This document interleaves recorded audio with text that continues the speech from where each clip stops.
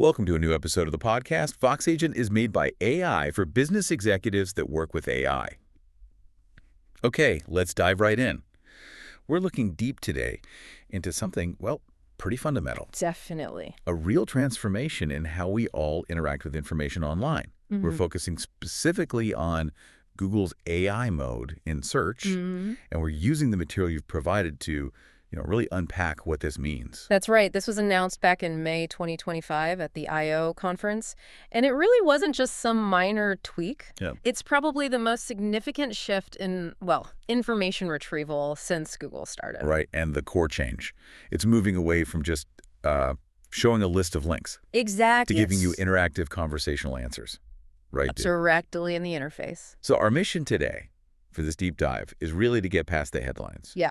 We want to understand the tech behind it, look at the huge impact on how users search, and how businesses can even reach them now. Yeah.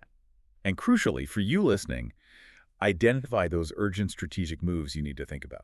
Because this isn't just, keeping up with competitors. No, it feels bigger. It's adapting to a completely different way of doing things, a new paradigm for search.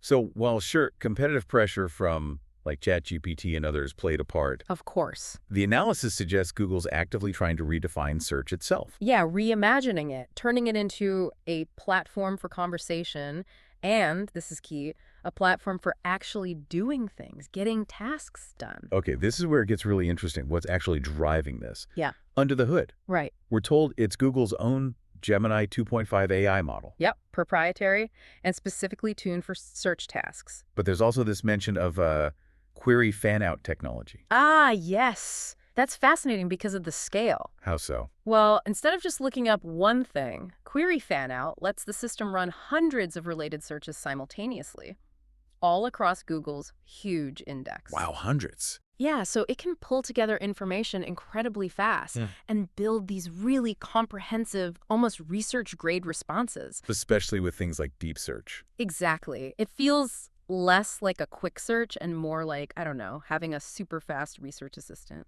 So, okay, how are people actually using this thing? Are we seeing real shifts in behavior? Oh, absolutely. Measurable changes. Big ones. Like what? Well, for starters, users are spending way more time within the search results page itself. Okay. We saw initial bumps of maybe 3-5 minutes longer per session, but that quickly went up to 6 to 8 minutes. And on mobile, you see people doing deep dives for 10, even 15 minutes sometimes. And the way they ask questions is changing too, right? Totally. Queries are getting longer, much more complex. People are using natural language. So less like typing keywords. Yeah, forget weather Zurich weekend. Right. Now it's more like, what's the weather going to be like in Zurich this weekend? And should I pack an umbrella if I want to do stuff outdoors? Much more conversational. Exactly. It flows more naturally. And we're also seeing more multimodal stuff. Meaning? People using voice search more, using visual search through their camera more often. They seem pretty comfortable talking to the AI in different ways. Which brings us to, I think, one of the biggest impacts. This idea of zero-click search. Huge. This is where you get the answer directly from the AI. And you never actually click through to a website. Yeah. And the data you shared on this is, well, it's pretty stark. It is. The analysis pointed to something like a 30% drop in organic click-through rates just over the past year, mostly because of these AI answers. 40%. And now maybe 50-60% of all search interactions are essentially zero-click. The answer's right there. Wow. But interestingly, people seem to be trusting these AI answers more, at least for like routine stuff. Yeah, trust is growing for everyday info, though the analysis did note that for, important decisions, users are kind of developing habits to double-check. They'll look at the sources cited or ask the AI for alternatives before acting. Which, raises a massive question for anyone relying on that organic traffic. Absolutely. If the answer is right there on Google, how do you get seen? How do you engage? Exactly. Let's dig into the capabilities then. What makes this AI mode tick? First, it's not just text anymore, multimodal. Right.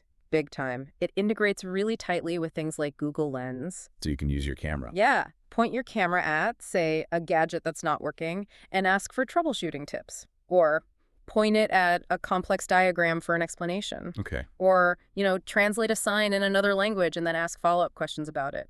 Or even get shopping help based on something you see. It's like having a visual conversation. That shift from just getting information to actually doing things. That feels like the really big leap here. The agentic capabilities powered by this Project Mariner. That's probably the most transformative part, yes. Project Mariner, as it's described, is basically Google's system for building AI agents that can handle multi-step tasks for you. So not just giving me links to buy tickets. No. It can actually compare ticket options across different sites and then complete the purchase for you. Oh, boy. Or book a restaurant table, plan travel flights, hotels, even automate shopping, like monitoring prices for something and buying it when it hits your target. And this is all potentially connected to your personal data, like your Gmail, calendar, maps, maybe even purchase history. Yes, exactly. To provide really personalized, contextual help and, get those tasks done smoothly. How does that work? Well, it might reference your calendar to suggest meeting times or look at past purchases to recommend a product. Privacy concerns. Well, the analysis highlights Google is trying to balance this. It's opt-in. Users choose which data sources to share. Okay. And apparently, a pretty high number, like 60–70%, are opting in to share at least some data. Interesting. So people see the value, but want control. Exactly. That selective sharing seems crucial for getting people comfortable with the personalization. And it's also very clear this is built with mobile first in mind. Oh, absolutely. The whole conversational thing feels supernatural on a phone, right? Like using a messaging app. Yeah. And mobile usage data shows big increases in voice commands, using the camera for visual search, getting quick answers right there. Yeah. All things AI mode really leans into. Okay, let's switch gears. What does all this mean for enterprise leaders, for the executives listening? The material you sent doesn't exactly downplay the significance. No, it doesn't pull punches. It calls this an immediate strategic imperative. Immediate. It basically paints a picture of a binary choice. Either you adapt and adapt quickly to this AI-mediated world, Right. or you risk becoming essentially digitally invisible to a huge chunk of your audience. Early action is critical. So digital marketing, Us here. SEO. Yeah. That's got to change fundamentally, right? Oh, completely. A major overhaul is needed. How so? Well, the focus shifts. It's less about just ranking high for keywords. Right. And much more about optimizing your content so it gets picked up and shown within the AI's answers and citations. Okay, so how do you do that? It requires what the analysis calls an answer-first architecture. Meaning your content needs to be structured to directly answer likely user questions, ideally right near the top, and also comprehensive topic coverage. Covering a topic thoroughly. Yes. The AI seems to prefer pulling information from content that covers a subject well in one place, rather than trying to piece things together from lots of narrow, separate pages. Makes sense. And it impacts internal stuff, too. For sure. Think about your employees. Their expectations for finding information inside the company are going to start mirroring what they experience with consumer AI. So pressure on internal search systems. Exactly. Companies need to modernize their enterprise search to keep up. And customer experience, that's changing, too. Definitely. Businesses need to get ready for interacting with customers through these AI intermediaries, like now. And looking further out. Looking ahead, you need to prepare for a future where AI agents might handle a lot of transactions directly on behalf of users, potentially bypassing your traditional website or sales funnel altogether. There was an interesting point in the analysis about website traffic, though. It might decline overall because of zero-click. Right, total visits might go down. Right. But the quality of the traffic that does still click through could actually be higher. Why is that? Because if someone clicks past the AI's summary, they're probably looking for more depth, or they're further along in their decision process. Fewer clicks, perhaps, but potentially more valuable ones. Okay, makes sense. Let's talk Google's angle. They run this enormous advertising business. Huge. Over $200 billion a year. How do they protect that revenue when people aren't clicking on ad links as much? Well, the strategy described is basically to integrate sponsored content directly into the AI responses. So the ads become part of the answer. Exactly. They'll be clearly labeled, supposedly, but woven into the conversation. Contextual placement is key. And new ad formats. Yeah, they're developing things like conversational recommendations within answers, comparison integration in AI-generated tables, action prompts, linked to those agentic tasks. Like booking or buying. Right. And visual commerce embedded in the visual search results. The ads adapt to the new format. So what about publishers? Content creators? Yeah. People who rely on that traffic? Yeah, that's highlighted as a major challenge. I bet. The analysis cites potential traffic declines for informational content, maybe 20–40%. That's significant. So what can they do? Publishers need new models. The material suggests things like negotiating content, licensing deals with the AI providers, pushing for strong attribution rules, maybe new revenue sharing arrangements. Is there any upside? Well, maybe. For businesses whose content does get cited by the AI, even without a click, there's potential brand recognition and authority building. Okay.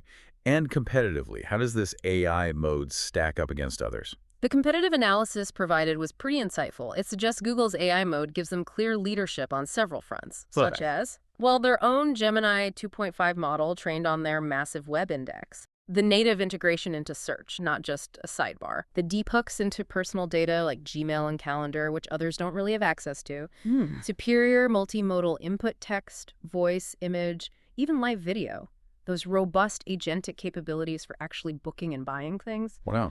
Faster response times, better citation quality, more extensive commercial integrations like shopping and payments, wider global language support, and being fully optimized for mobile from the start. That sounds like a pretty significant lead, Yeah. a strong competitive moat. The analysis definitely argues that. It points to several big barriers for competitors. Like what? The sheer computing power needed for things like query fan-out, the cost and complexity of building a comparable AI trained on a web-scale index, integrating it all in real time. Plus the data advantage. Yeah, the personal data ecosystem they've built over years, the constant feedback loop from search and lens usage, all their existing partner deals for things like ticketing and reservations, and the payment systems. It's a really complex combination of assets. Hard to replicate quickly. Very hard, yeah. Now, this isn't purely a consumer play, is it? The analysis mentioned enterprise and B2B. Absolutely. Google's strategy clearly extends there. They're using this underlying AI tech to offer advanced enterprise search solutions. Helping companies with their internal information problems. Exactly. Modernizing how employees find what they need inside the company. And can businesses tap into these AI capabilities themselves? Yes, through Google Cloud. They're offering APIs and integration services. So new revenue streams for Google there. For sure. And it lets companies build their own AI-powered tools using Google's tech. Plus, there's a whole ecosystem growing around professional services, consulting, implementation to help companies actually use all this. Okay, so let's bring it back. The bottom line for the executives listening to this deep dive. Yeah. What's the single most important takeaway from analyzing this material? The message is pretty blunt and urgent. This is not slow, gradual change. No. It's rapid, fundamental transformation.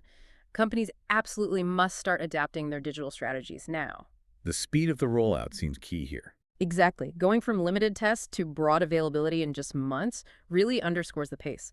If you don't respond quickly, you genuinely risk becoming invisible in this new AI-first digital landscape. Powerful call to action indeed. Okay, given everything we've discussed, especially the rise of AI's agentic power and that deep integration with personal data, here's maybe a final provocative thought for you to chew on. How does the whole relationship between users, businesses, and information itself evolve when AI can increasingly handle complex tasks as transactions, even decisions for the user? What actually happens to traditional websites, to marketing funnels, to the entire customer journey when AI agents become the main go-betweens? Thank you for joining the podcast, and see you soon.